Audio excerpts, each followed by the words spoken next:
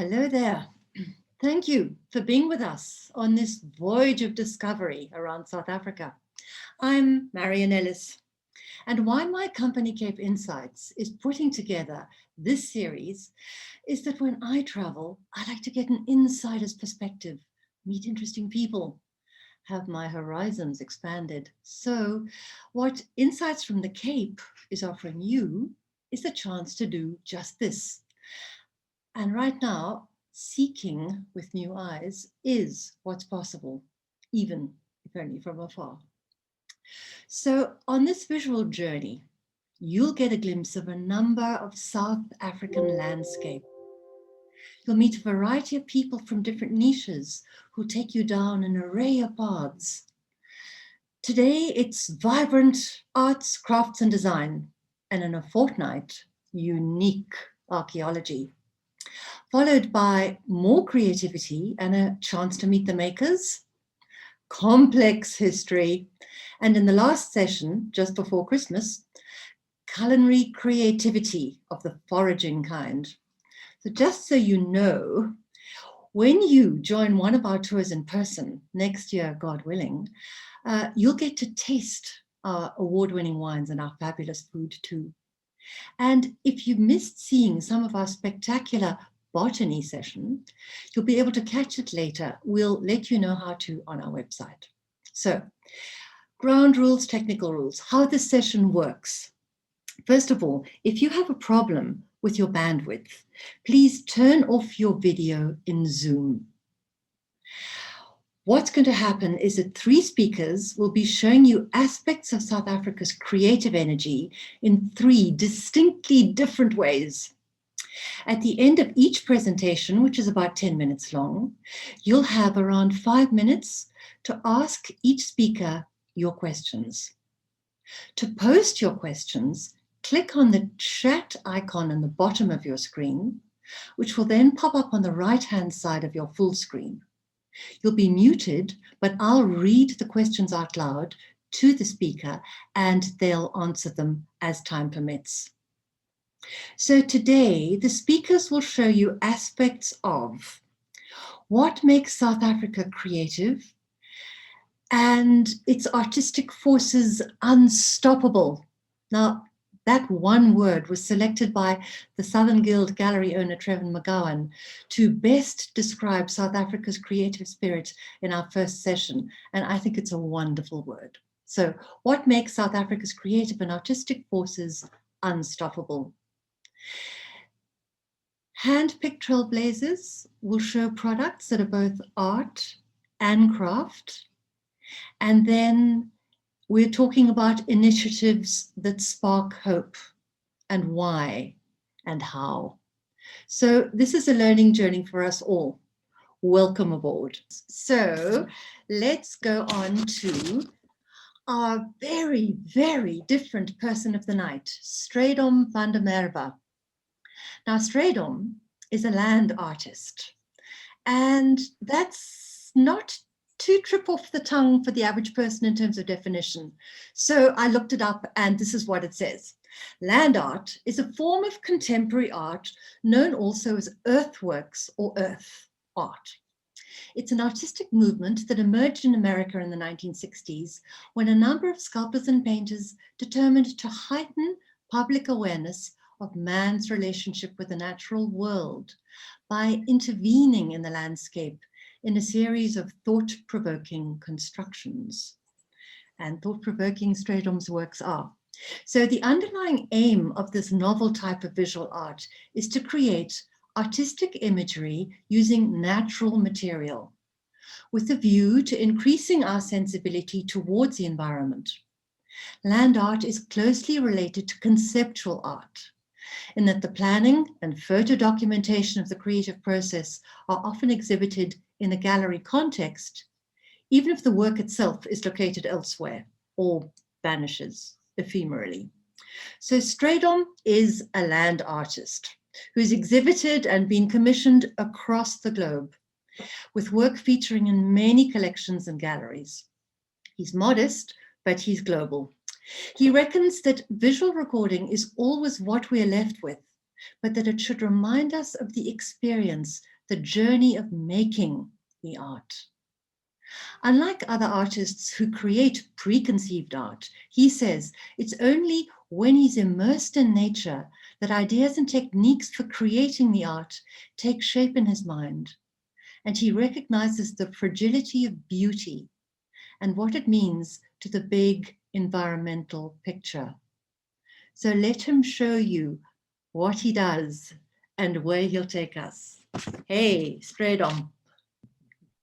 Thank you, Marion. Yes, this first image is a wonderful example of the ephemeral kind of work that I do. So there's this early morning, the dew on the grass, and I took a broom from the kitchen and I clear the dew, and I give a big jump and I clear the dew again.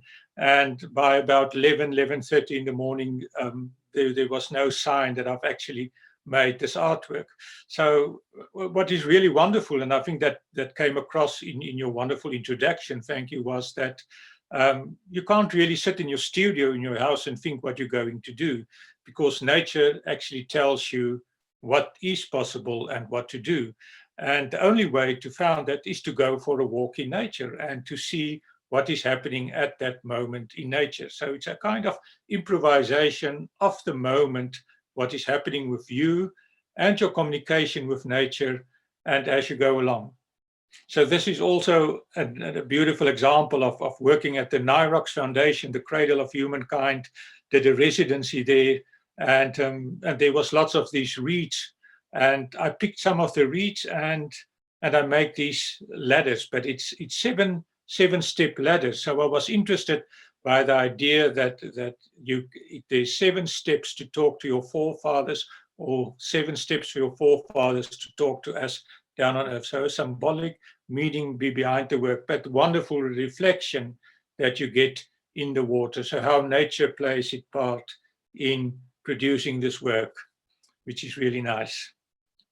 I think what's wonderful about these works is the moment that you make the work. And I think that's really difficult to bring it across when you exhibit in a gallery, is that feeling that you as an artist have while creating this work. And this is a wonderful example of Long Beach, close to Cape Town, just walking the beach and see those wonderful rocks, and then get those seaweed and weave them around the rocks, but the beautiful colors that went with it.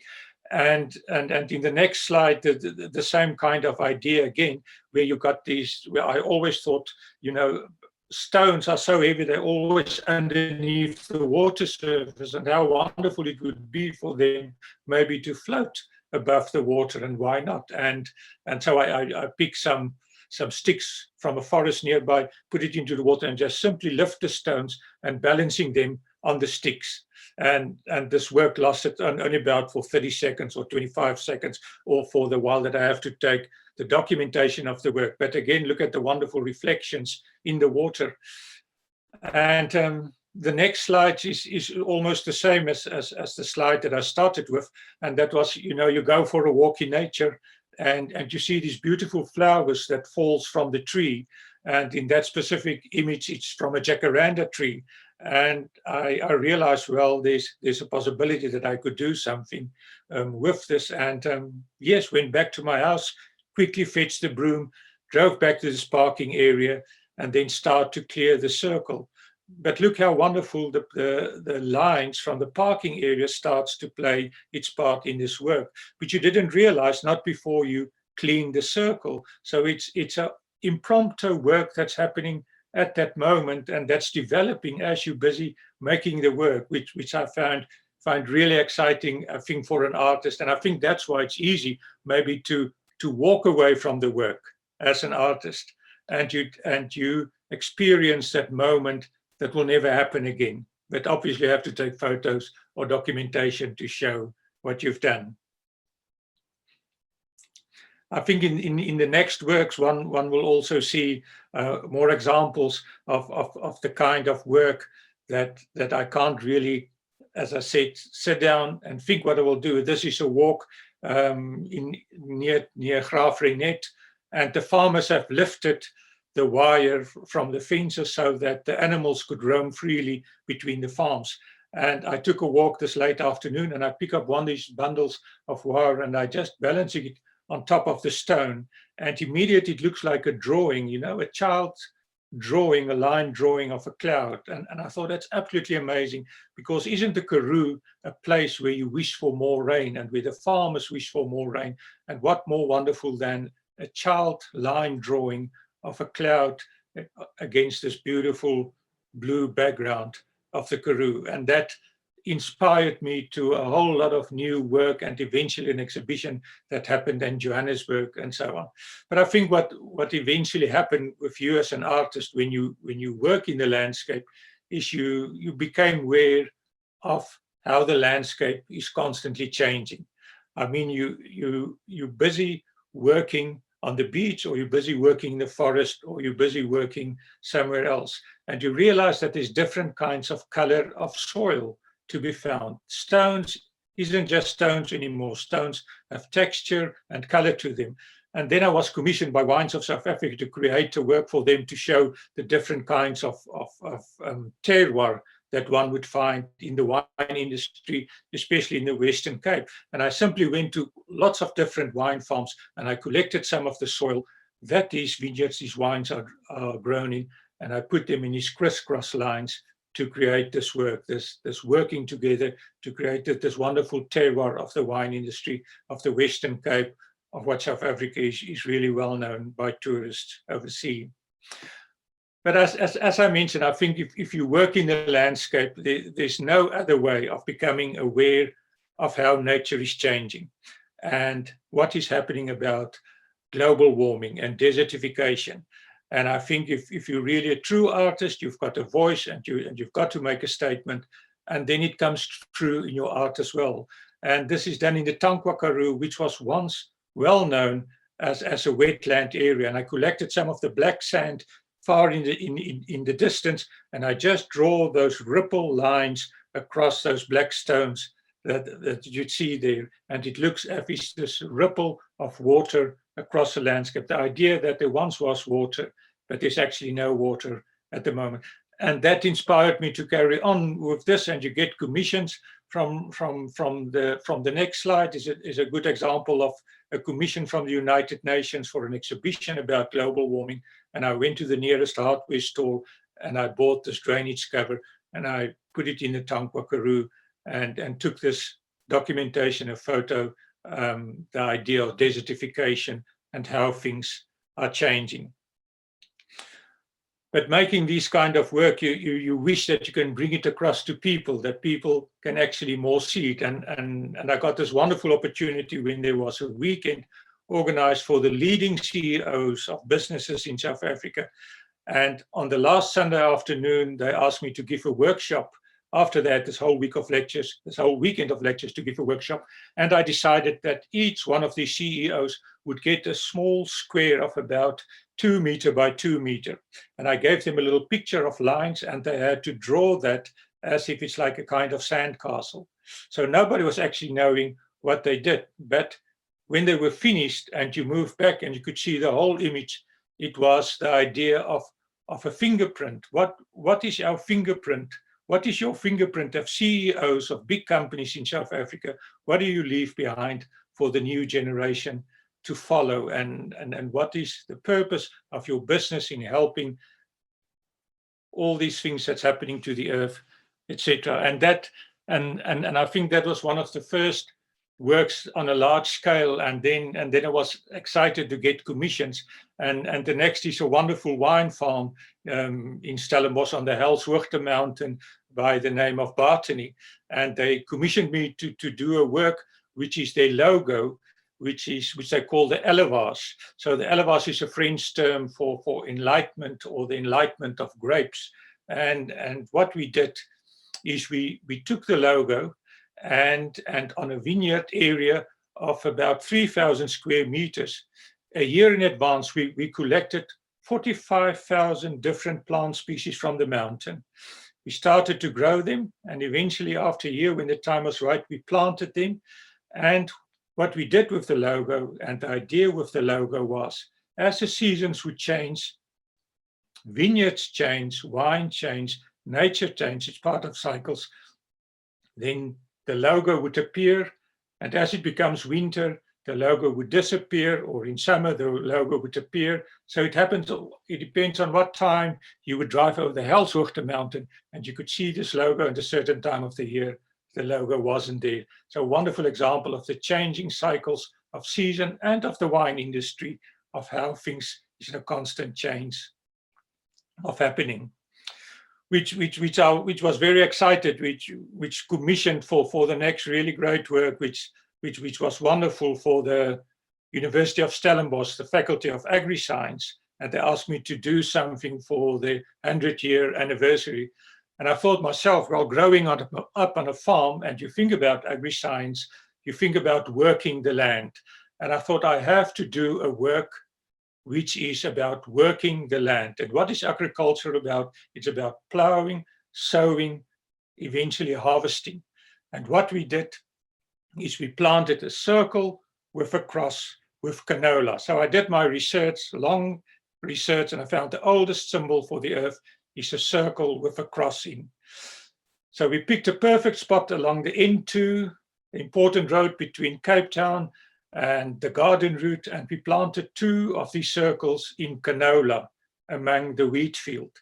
And then obviously we know that as things would change, the canola would start to get into bloom, and the yellow would become stronger and stronger and stronger until at a certain point, which was absolutely these perfect yellow 2 circles that you could see across the N2 highway, which was absolutely stunning. But then we know, and I think this is part of land art and part of your introduction, the kind of work that I do is part of the cycles of nature, part of the cycles of life. And we knew that that would change, and eventually the yellow would change into the brown and would eventually die. And aren't we just part of the cycles as human beings, as the cycles of life and the cycles of nature? And that's what makes this kind of art form so exciting. Thank you, Marion. Thank you. That's super. Gosh, well, I've always been completely inspired by the Botany Angel because it's in such an easy and accessible part of our winelands. And so when I go over that amazing mountain pass called Helshoogte, I always tell my clients to look out for it. I delight in their products. And it brings me enormous delight. I just want you to know that. So I'm looking at the screen to see what the questions are that are coming up. There's a comment to know nature, botany, and art so well from Colleen. Thank you. Yes. But the question, which is actually one of the questions, is how do you make your money out of this? Yes, yeah. What do I sell? Now, what do you as a client get eventually? What do you put up now?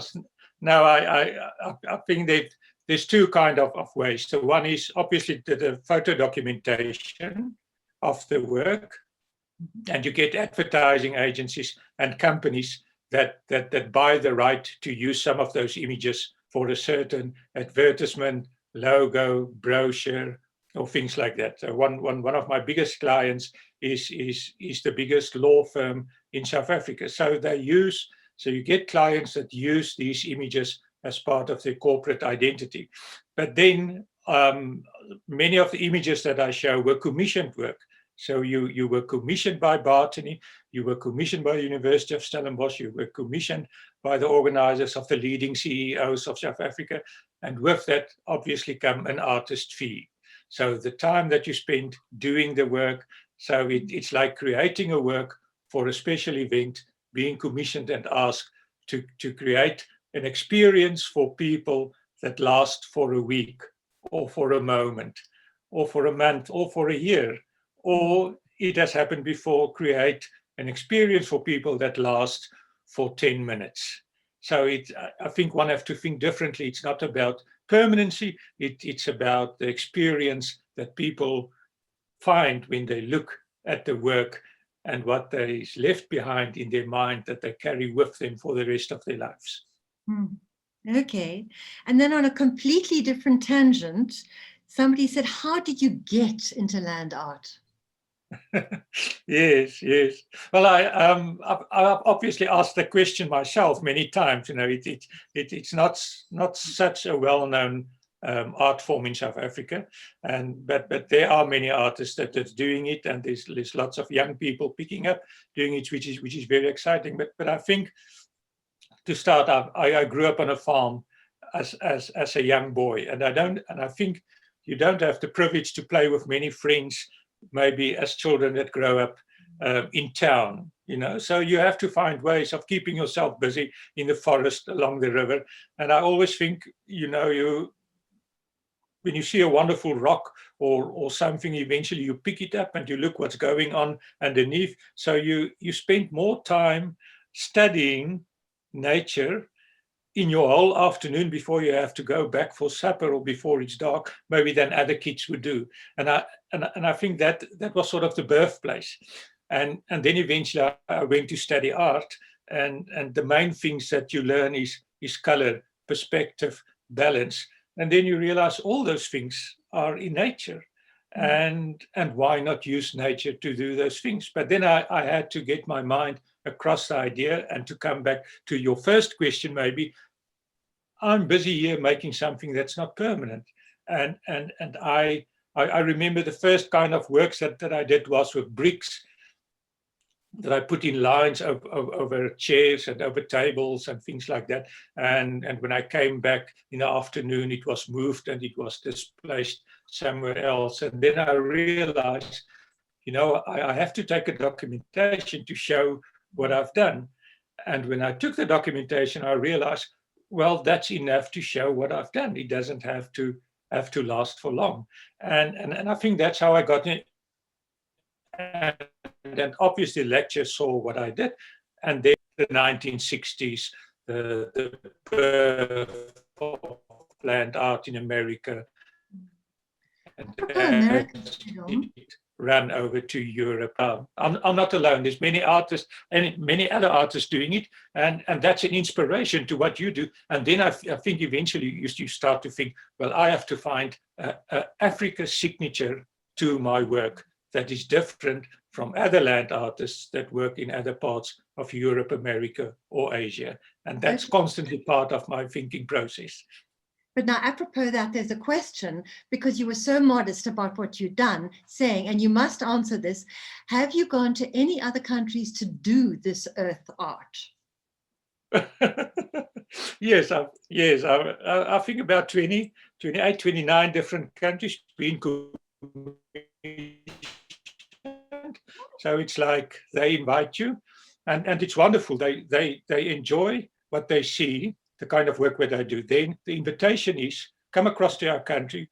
You don't have to tell us what you're going to do. We believe that what you're going to do is what we've seen, what you've done in the past. And with that, we are very happy. So we realize that when you come here, you're going to take a walk in the landscape, or you're going to take a walk on a mountain, and you're going to create new works. But I think what's wonderful from those commissions is I think the people that invite you, they are interested in how does somebody from South Africa experience a landscape in Switzerland, or an experience. Yes, that's right. And obviously it's different, you know. I remember I organized an event in South Africa for many artists that came and work in South Africa, and those long thorn bushes, you know, those what we call kameeldorings.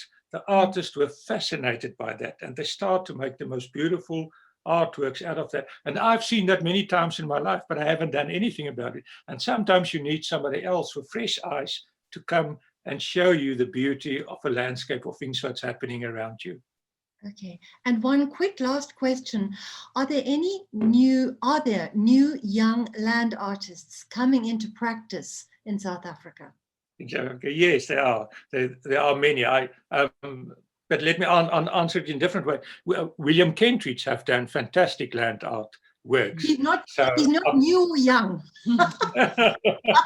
Yes, but I think many people miss that. But no, they are young artists, make beautiful work, and I think that's because the realization that it's part of the curriculum at schools and universities, even if it's just a small introduction, maybe what we're doing tonight, but people became aware that there is an art form like that. And there's many young people. I get lots of emails and questions from young students who wants to learn more and wants to know more. And that's exciting because they're a new generation. I'm part of an old generation, and they will look in a different way of the South African landscape that I've been doing all these years. Lovely, Strijdom. Thank you so much.